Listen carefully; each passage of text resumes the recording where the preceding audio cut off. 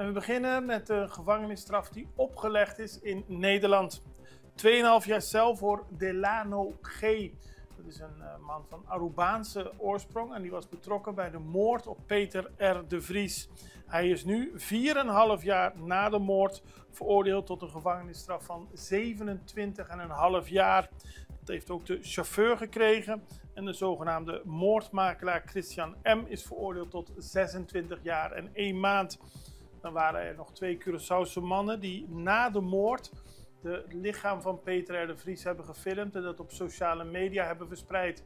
Zij waren eerder veroordeeld tot allebei 10 jaar, maar dat is nu door het Hof verminderd. Ze moeten allebei 5 jaar zitten, tenminste. Ze hebben een straf van 5 jaar gekregen.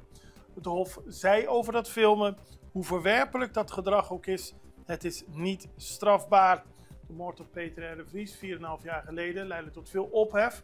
Het was een bekende journalist en hij is vermoord door een heel team van mensen. Daarom zijn er zoveel veroordeeld voor deze zaak.